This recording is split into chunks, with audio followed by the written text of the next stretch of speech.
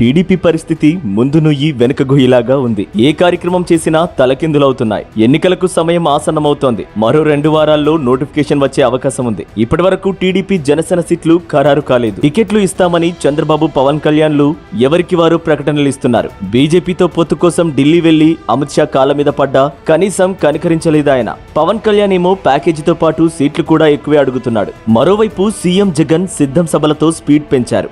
వైఎస్ఆర్సీపీ అభ్యర్థులపైన దాదాపుగా క్లారిటీ వచ్చేసింది. ఎప్పటికప్పుడు ఇన్ఛార్జీల లిస్టు ప్రకటిస్తున్నారు.